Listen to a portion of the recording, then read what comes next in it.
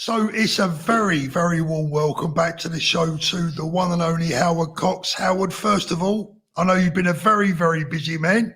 How are you?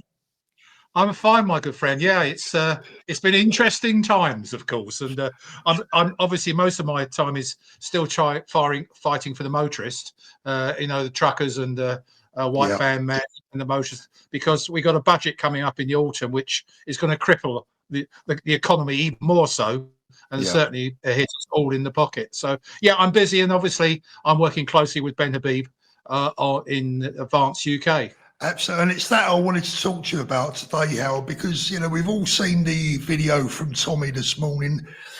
I'm absolutely delighted. I can't tell you how pleased I am, but what was also very pleasing was to see Tommy pay yourself and Ben such a lovely tribute. I mean, Tommy's a very considered man. He's thought about this long and hard, and he's absolutely right. We do need a political home, and until now, we haven't really had one. What did you make of Tommy's video? Was you as pleased as I was?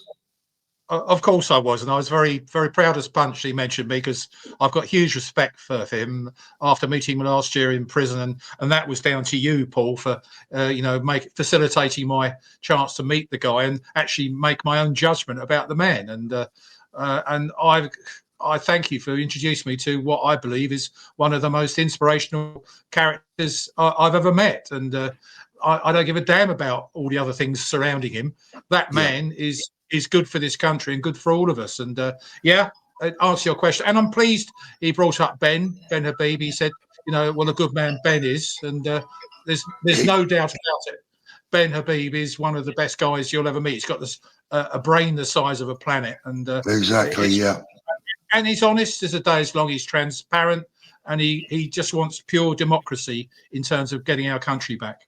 I said in a quick live this morning, Howard, that this is now really the time for everyone to unite. This is the spark that should fan the flames and get us all to finally get together and unite behind Ben, behind Advance UK.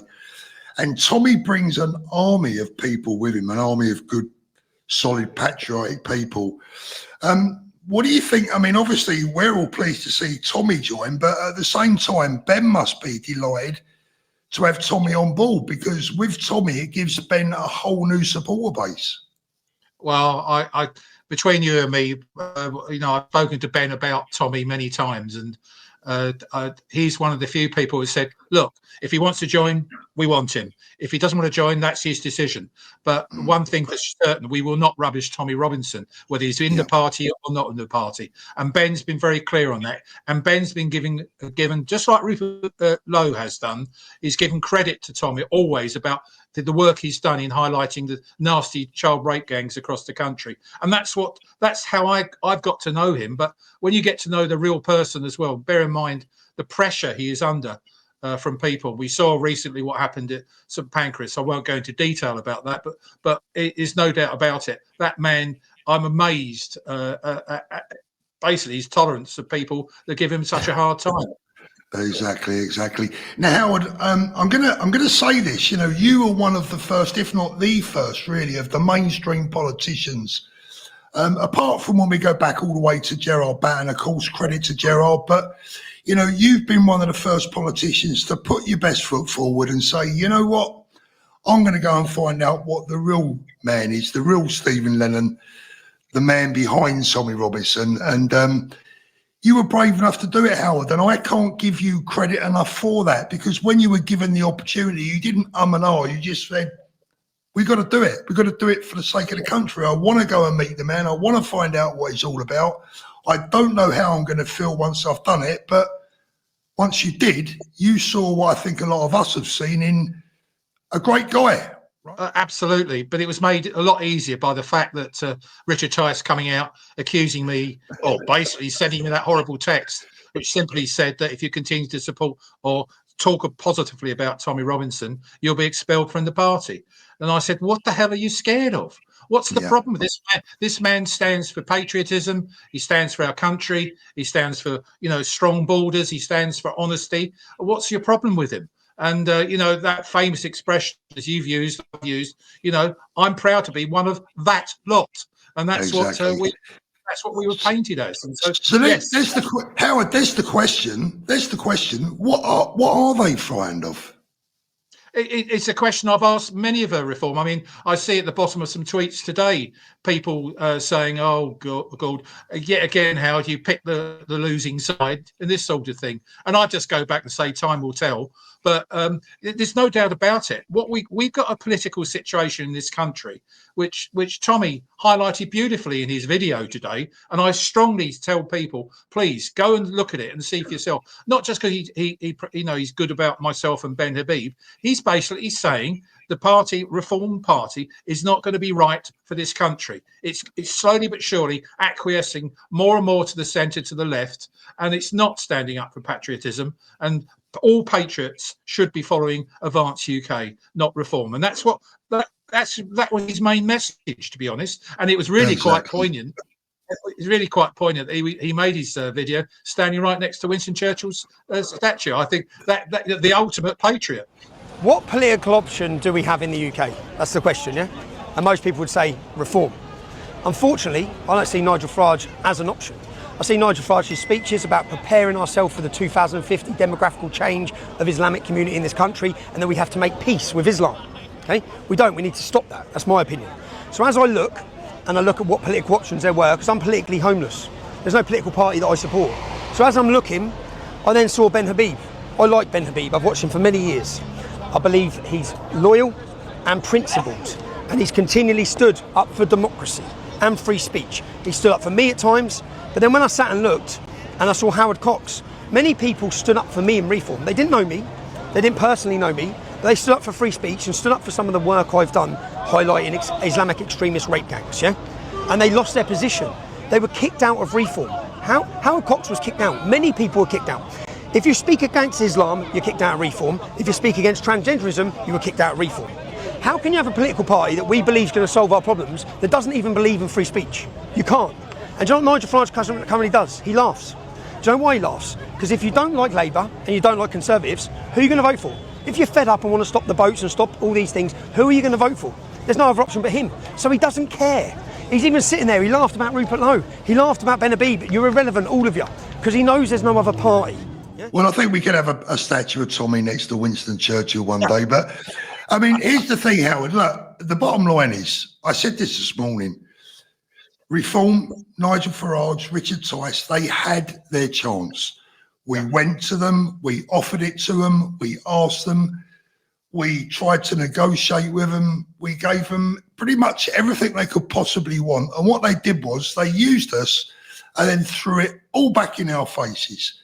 So for anyone out there that says that, oh, you know, this is vote splitting, etc., well, first of all, there's no bloody vote to split right now. But the second thing is, it's not us that's splitting the vote, it's them. They had their chance and they blew it. Absolutely right, and it's interesting, and it sounds terribly. I'm feeling sorry for myself, but I was used too. I mean, I had 1.7 million supporters of Fair Fuel UK, the campaign that has kept fuel duty frozen, and for the last 15 years, and that's what I've done. They didn't do it because of my good looks, asking me to stand for London Mayor. They did it because I had 1.7 million supporters, and I'm not that naive, but it was quite clear that's what they wanted, and it went through when I stood down in Dover as well, and came second down in the general election. I was being used, and then as soon as that was all over, you know, we knew then Nigel had already got rid of Ben Habib. He's got rid of a lot of good people, a lot of grassroots good people. I realised the writing was on the wall, and Zia Youssef, you know, has never even spoken to me, and yet I stood as London Mayor, and I stood as and I got 24%. Down in Dover. The man that, you know, both Zia and Nigel got to recognise they're not. They are totally and utter dictators. They're not running a democratic, transparent operation, and that's why I've moved with Ben, because Ben, you know, has set up this thing which I'm a member of called the College.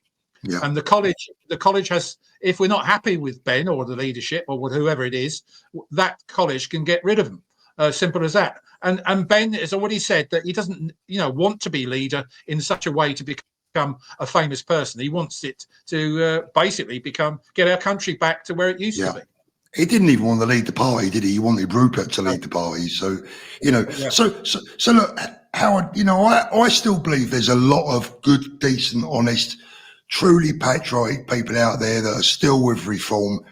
What's your message to those well-meaning people today?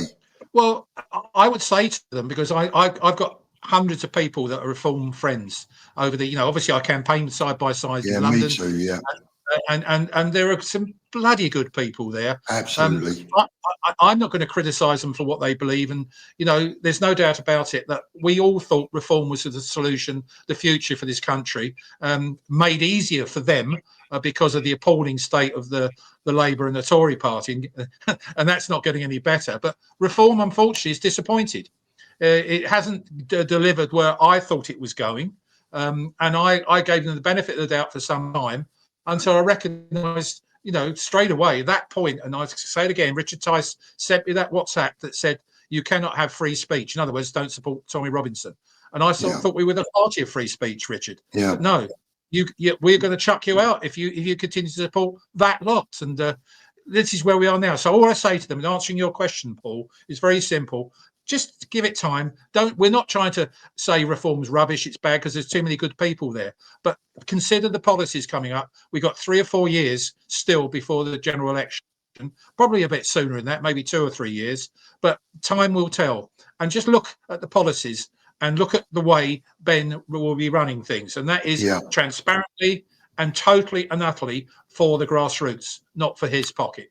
It's a proper people's political party for me, that when I look at it, it is for the people, and what's not to like? I mean, I think Ben is just such a decent, honest individual that you can't help but warm to the man. So, my message to everyone is, look, come and join us. Members, unfortunately, Nigel needs a shock, and he needs to realise that there is another political option other than reform. And I see that as Ben Habib. I see that as Advance UK. I'm today joining Advance as a member. I've told many people I don't want to be in politics. I don't want to be a politician. I want to run a cultural movement. I want to do my journalism. That's what I've always wanted to do. But I want there to be a political option for the movement. And I hope that would have been Nigel. You saw the appeals I made to reform. Please stop lying about us. Please stop. Just stop. Be the political party for the country. Be the political party that will stop immigration, that will do mass deportations. But time and time again, Nigel's told us he's not going to do mass deportations. He doesn't care about the demographical change to our country.